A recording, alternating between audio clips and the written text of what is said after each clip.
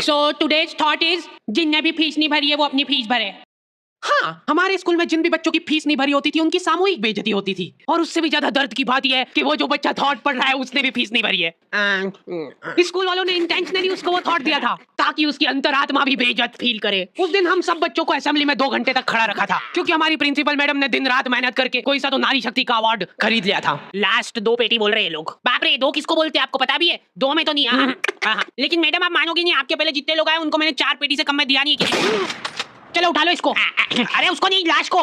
ठीक है। मैं आपको दिख रहा है ना सामने का राम नाम।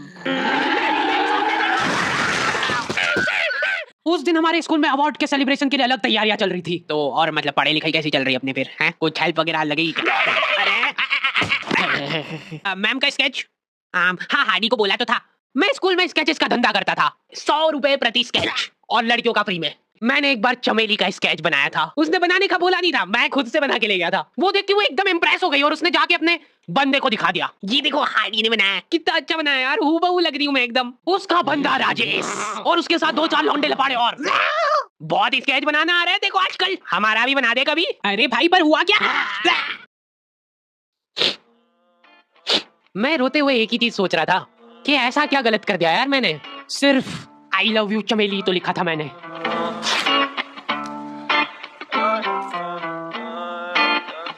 नाम तेरा है क्या मुझको तो खबर नहीं, गलतियां ये सारी उन रातों की है, जिंदगी तो चल रही मैं मगर थमा हुआ, शायरी ये सारी मेरी बातों की है। नाम तेरा है क्या मुझको तो खबर नहीं, गलतियां ये सारी उन रातों की है, जिंदगी तो चल रही मैं मगर थमा हुआ, शायरी ये सारी मेरी बातों की है।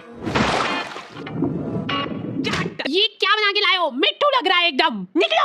ड्राइंग वाली मैडम ने मेरे को प्रिंसिपल मैडम का स्केच बनाने का बोला था और मैं अपनी जिंदगी का सबसे वाहियात स्केच बना के ले गया क्योंकि फ्री में बनवा रहे थे मेरे से। मैम अब फ्री में तो ऐसा ही मिलेगा।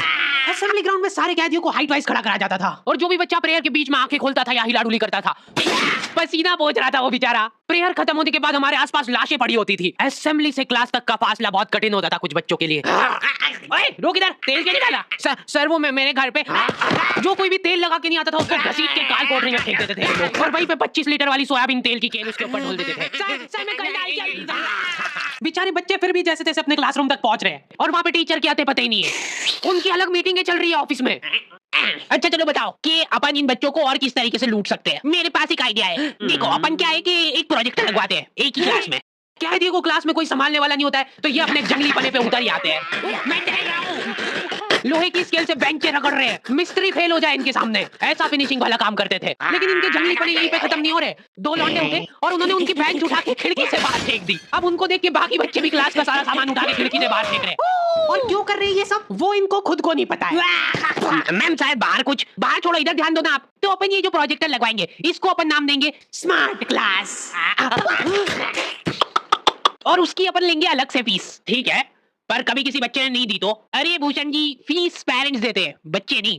1 हफ्ते में 1 पीरियड लगता था स्मार्ट क्लास का, जो बच्चों को स्मार्ट बनाने के लिए काफी था। पॉपकॉर्न आया था ना तू आज? खोल टिफिन, मूवी चलेगी अभी मूवी। ये लोग ऐसे बैठे कि अभी लड़की आके मुजरा करेगी इनके सामने। जिन भी बच्चों ने वो एक्स्ट्रा फीस नहीं भरी होती थी उनको वो 1 पीरियड के लिए क्लास के बाहर जाना पड़ता था। ये सब हरकतों में 10-15 मिनट निकल जाते थे। उसके बाद टीचर आके जैसे प्रोजेक्टर चालू कर रही है उसकी आधी स्क्रीन जने का सीलिंग पे ही चढ़ रही है। तो अब उस स्क्रीन को फिक्स करने के लिए एक एक्सपर्ट आदमी को बुलाया जाता है। हाँ सही सोच रहे हो, भूषण।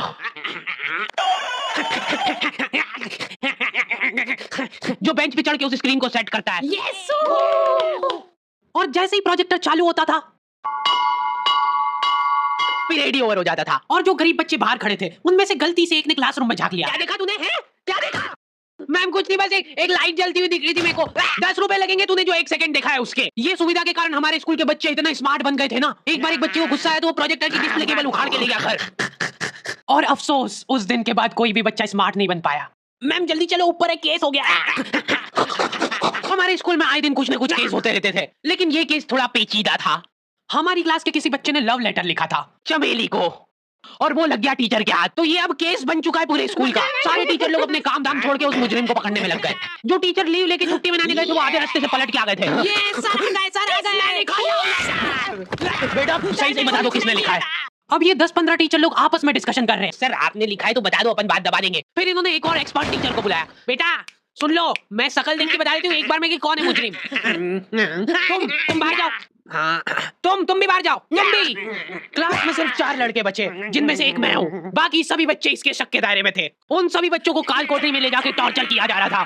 बोल दे बेटा क्यों लिखा है। इधर मैडमों को अलग चीजों की टेंशन हो रही थी। इसने चमेली में मात्रा तक गलत लगाई है। अरे रुको, इसका बाप भी बोलेगा सच। बोल दे बेटा क्यों लिखा था। बस हाँ बोल, तूने लिखा था। बोल। सर हाँ, सर मैंने हाँ नहीं लिखा। सर हमने नहीं लिखा। चुप। बोल सच सच बोल। अभी मौका है, बोल दे। बोल दे कि तूने नहीं लिखा सर। मर गई याद मतलब तुमको। मुंह खोल। ऐसे तो ये कसाई मार डालेगा सारे बच्चों को। साइड करो इसको, मैं जा रही हूँ। अरे मैम, सबने सच बोल दिया है। इन सभी ने मिलके लिखा है। हाँ हाँ sir, very good very good. चलो अब साइड हो जाओ। ये क्या, किसने मारा मेरे बच्चों को। पानी पियो बेटा, लो पानी पियो।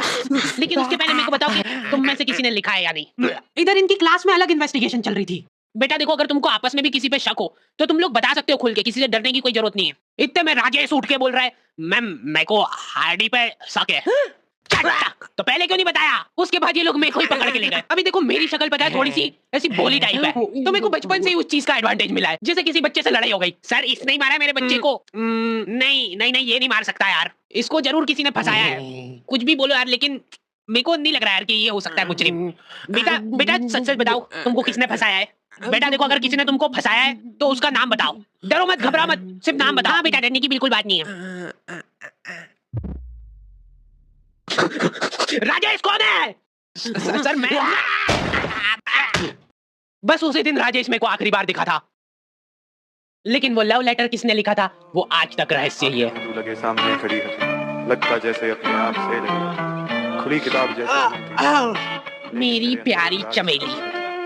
नाम तेरा है क्या मुझको तो खबर नहीं, गलतियां ये सारी। ओके, तो दी एंड हो चुका है। और आई नो वीडियो बहुत लेट है, क्योंकि हमारे पास काम करने वाले लड़के लड़कियों की कमी है, इसलिए वी आर हायरिंग। तो अगर तुम में से कोई भी इंटरेस्टेड है और हमारे काम में कहीं भी कंट्रीब्यूट कर सकता है तो तुम अप्लाई कर सकते हो। सारी डिटेल्स तुम लोगों को डिस्क्रिप्शन वगैरह में मिल जाएगी। और प्लीज कोई भी ऐसे मेल्स मत भेजना जिसको पढ़ के हमारा वीडियो बनाने से मन ही उड़ जाए। मिलते हैं नेक्स्ट वीडियो में। नाम के तेरे मुझको तो खबर नहीं, मैं देखता ही जा रहा हूँ, मुझको तो सबर नहीं, कबर में ही लेके जा रहा सारी बातें तेरी, बादल रहते चुप अब वो रहे बरस नहीं तरसते मेरे ख्वाब।